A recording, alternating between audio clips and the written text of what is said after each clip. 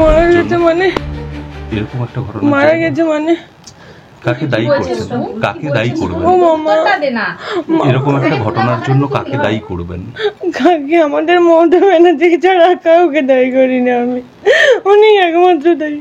উনিও তো কারো মা, কারো পিসি। ওনার কি মনে হয়নি যে এটা ঠিক নয়? যারা অযোগ্য তাদেরকে বেছে সরিয়ে দেওয়া, আর যারা যোগ্য তাদেরকে রেখে দেওয়া। একটা চোরকে ধরতে পারেনি বলে সবাইকে কি করে দেবে?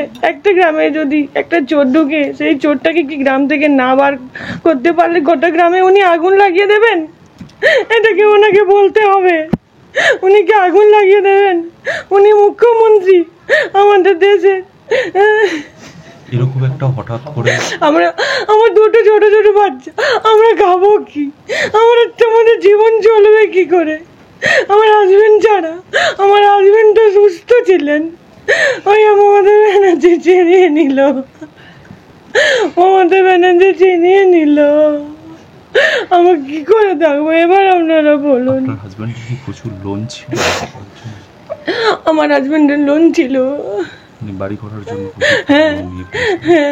সেই লোন পরিশোধ করার জন্য কি টানা টিউশন পড়ানোর জন্য চেষ্টা করেছিলেন? না, সেভাবে টিউশন না, এই যখন সার্ভিসটা চলে যায় তারপরেই উনি খুব চেষ্টা করছিলেন যে যাতে টিউশন করে কিছু সংসার চালানো, তার জন্য বেশি চাপ। নাহলে আগে ছিল না।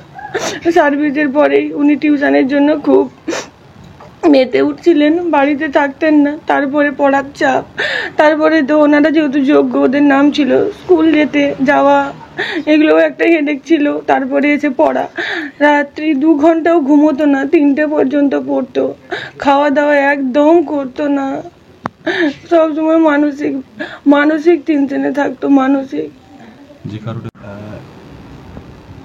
আপনার স্বামী কি নিয়ে টেনশন করতো? আমার স্বামী হচ্ছে 2016 সালের যোগ্য ক্যান্ডিডেট ছিলেন। এমপ্যানেলের 1 থেকে 100-এর মধ্যে র্যাঙ্ক ছিল। বাড়ির থেকে 10 মিনিট দূরত্বে সার্ভিস করতেন। কিন্তু আমরা এই অন্যায়ের শিকার হয়ে গেলাম। সেই জন্য আমার স্বামী ডিপ্রেশনে চলে যায়, ঘুমোতো না, খাওয়া দাওয়া করতো না। আমরা অনেক বুঝিয়েছিলাম, তারপরেও হয়নি, পারতো না। আজ তার এত বড়, তাকে নারায়ণাতে ভর্তি করা হয়েছে, জীবন মৃত্যুর সঙ্গে লড়ছে। আজ পরীক্ষা ছিল, দিতে যেতে পারেনি। আপনার স্বামী কি পরীক্ষা দেওয়ার জন্য খুব চেষ্টা করেছিল হাসপাতালে? প্রচুর ডক্টরদেরকে লিখে দিচ্ছিল, যেখানে আইসিইউতে ভর্তি আছে। আমাকে নার্সরা পর্যন্ত বলছে আপনার হাজব্যান্ড অলরেডি 6 বার লিখে দিয়েছে আমাকে, আজকাল আমার পরীক্ষা। যিনি সার্জেন, আমি যখন যাই সাইন করতে, ওনাকে পর্যন্ত লিখে দিয়েছে যে আজকালকে আমার পরীক্ষা, আমাকে ছেড়ে দিন। সার্জেন বলছে ছেড়ে দেবো, কিন্তু ওটা তো সম্ভব নয়। খুব ক্রিটিক্যাল অবস্থা। মানসিক টেনশনের জন্যই? মানসিক টেনশনের জন্যই। মমতা ব্যানার্জি যদি আমাদের সঙ্গে এটা না করতো, আমার হাজবেন্ড হয়তো ঠিক থাকতো। আমরা কেন শাস্তি পেলাম? আমরা যোগ্য বলে আমরা শাস্তি পেলাম? আমাদের কোনো ন্যায় নেই। আমরা গরিব বাড়ির ছেলে মেয়ে, এভাবে পড়াশুনো করে যে সার্ভিস পেয়েছে। আমার শ্বশুর বাড়ি খুব গরিব, সেখান থেকে সার্ভিস পেয়েছে। কোথায় টাকা পাবো যে আমরা টাকা দিয়ে সার্ভিস পাবো? এই চিন্তায় আমার হাজবেন্ড শেষ হয়ে গেল। এবারে যেটা বিষয় সেটা হচ্ছে যে আজকেও কি ওর পরীক্ষা ছিল? হ্যাঁ, আজকেও সাবজেক্টেরই পরীক্ষা ছিল। উনি কেমিস্ট্রি টিচার ছিলেন। দিয়েছে, ওইটাও দিয়েছেন। ওটাতেও খুব অসুস্থ ছিল। আমি নিয়ে গিয়ে গাড়িয়ে করে দিয়ে আবার নিয়ে এসেছি। প্রথমে এসে চাকরি করতো আলিসান্ডায়, কেশাপাট আলিসান্ডা। চাকরি চলে যাওয়া থেকে অসুস্থ, আবার সংসার চালাবে কি করে, 20 ঘন্টা টিউশানি করতো। তারপরে পরীক্ষা হবে বলে রাত্রি জেগে পড়াশোনা করতো। তার এই করে শরীরটা খুব খারাপ হয়ে যায়, কিছু খেতে পারতো না, পেটের যন্ত্রণা হতো। তারপরে আমরা মাদার টেরেজায় ভর্তি করা হয়। সেখানে বলতে পারছি না, সেখানে অক্সিজেন দিয়ে সেখানে পারবেনি বলে নারায়ণী নিয়ে যাওয়া হয়। সেখানে নিয়ে যে তারা বলছে অপারেশন করাতে হবে, ওপেন অপারেশন। তারপরে বসে স্যারকে শুনতে পেয়ে স্যারকে বলে দিচ্ছে আমার 6 বার লিখে পাঠাইছে আমার এসএসসি পরীক্ষা রবিবার। তারপরে অপারেশন হয়ে মারা যায়। চাকরিটা তো এই তো 1 বছর মানে এই চ্যানেলে 16 সালের চাকরিটাই তো বাদ দিল। ইউটিউব চ্যানেল বাংলা হাটের আরো খবর দেখতে নজর রাখুন। বাংলা খবর মানেই বাংলা হাট। মানে ফিজিক্স ছিল না কেমিস্ট্রি ছিল, এটা আমি বলতে পারবো না। ফিজিক্স নাহলে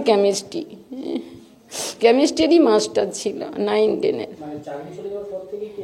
হ্যাঁ, এরকমই ঘটনা। খুব দুশ্চিন্তায় ছিল, একটু জলও খেত না, সবসময় পরিশ্রম করতো। বাচ্চা 2 আছে, একটা 3 বছরের একটা 10 বছরের, আর মামার মেয়ের বয়স 30 বছর।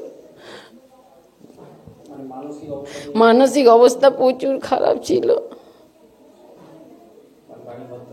হ্যাঁ, বাড়িগত বিরাট লোন ছিল, আর প্রচুর লোন আছে, কতটা লোন আছে প্রচুর। হ্যাঁ, এসএসসি পরীক্ষার জন্য রাত্রি জেগে পরীক্ষা, সন্ধ্যা থেকে একবারে রাত্রি 6টা পর্যন্ত পড়াতে, তারপরে 6টা থেকে টিউশনি করতো।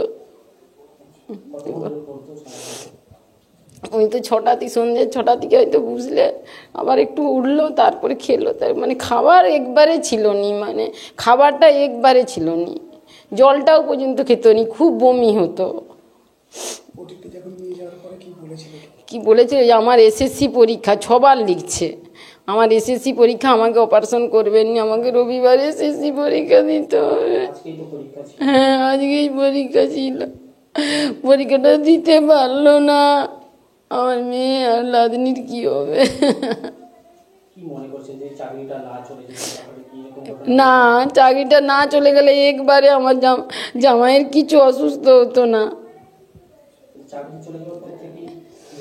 হ্যাঁ, চাকরি চলে যাওয়ার থেকেই তো ভেঙে গেল, একবারে ভাঙা, মানে একবারে ভেঙে গেছে। আর খুব ভালো কি করে সংসার চলবে, স্টুডেন্ট ভালো একবারে। ওর 1 থেকে 80 মানে ছিল, নাম্বার ছিল 26,000-এর মধ্যে।